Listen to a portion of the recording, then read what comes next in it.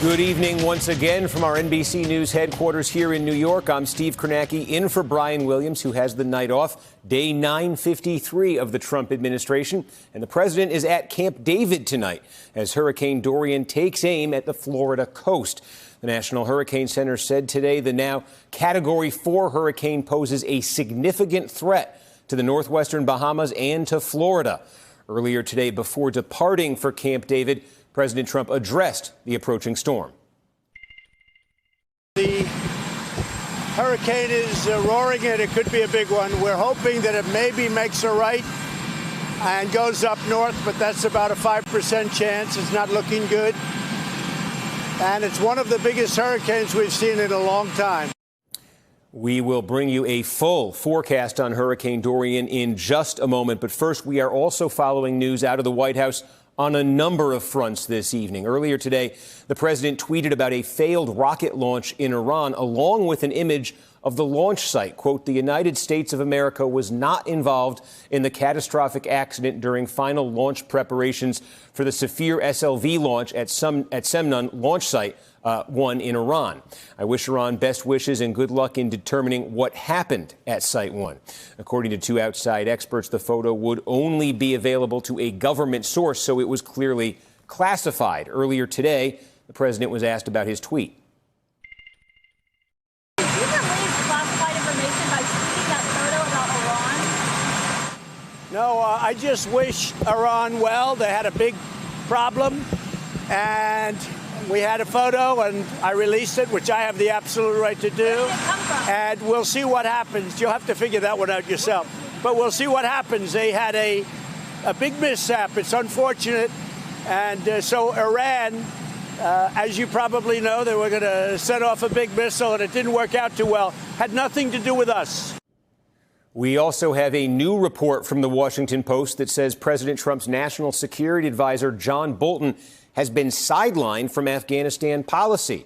Quote, his opposition to the diplomatic effort in Afghanistan has irritated President Trump and led aides to leave the National Security Council out of sensitive discussions about the agreement. This, as former Defense Secretary James Mattis, who resigned in protest over Trump's policies, will appear on CBS this weekend. In an interview, Mattis said, quote, I will not speak ill of a sitting president. I'm not going to do it. He's an unusual president.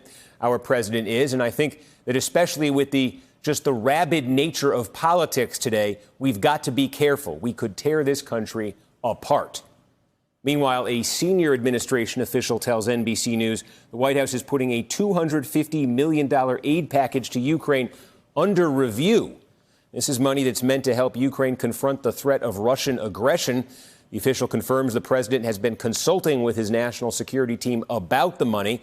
And the President Trump has concerns about how much allies are contributing to the assistance fund. As you might imagine, a number of lawmakers are not happy with this news. Senator Chris Murphy, Democrat from Connecticut, released a statement that said, quote, there have also been reports of Rudy Giuliani acting as a representative of the president, personally asking the Ukrainians to investigate the president's political opponents, namely Joe Biden.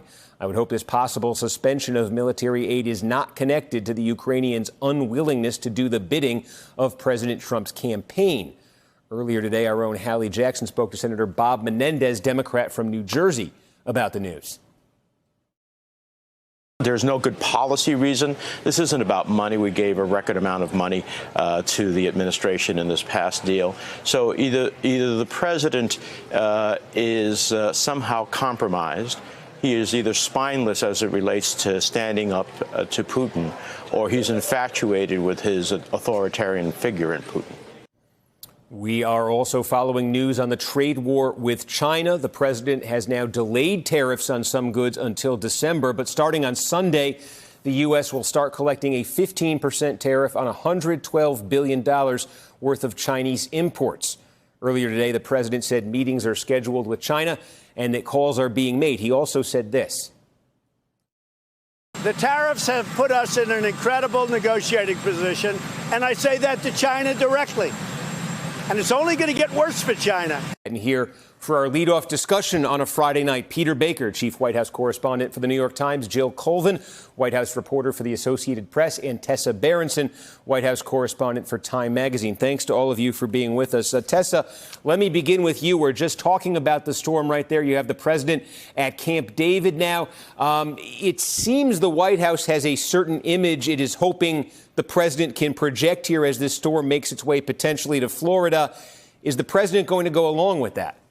Right. I mean, the storm hasn't made landfall yet in Florida, and I think you're already seeing this push and pull between President Trump's instincts and the administration wanting to avoid a response to a hurricane like his response to Hurricane Maria 2 years ago that was so heavily criticized. So you have President Trump canceling his trip to Poland. He brought an advisor to Camp David to give him updates on the storm. He tweeted out a White House video pledging support. But in his more unscripted moments, on Twitter, for example, you've also seen him go back to his political fight with leadership in Puerto Rico and sort of pick at some of those old political fights. So you're already seeing this tension. The storm hasn't even arrived in the mainland yet, and it remains to be seen whether President Trump will be a unifier in the case of a natural disaster, or if it'll be another moment of projecting empathy such that he's struggled with in the past. And so while the president is holed up at Camp David now, as we mentioned throughout the day, he was very active on Twitter, very active there talking to the press before heading to Camp David on a number of subjects.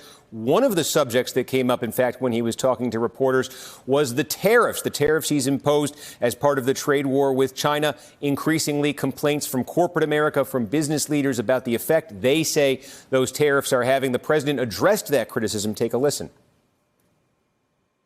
A lot of badly run companies are trying to blame tariffs. In other words, if they're running badly and they're having a bad quarter, or they're just unlucky in some way, they're liking to blame the tariffs. It's not the tariffs. It's called bad management. And Peter, you have a new piece up tonight looking at the president's strategy on the trade war, on the economy. What do you make of what he just said there in that clip? Look, what the president needs to do is find somebody to blame if the economy turns south. And you've heard him do this again and again in recent days, particularly about Jay Powell, the Federal Reserve chairman, who he himself appointed just last Friday. He called Jay Powell an enemy.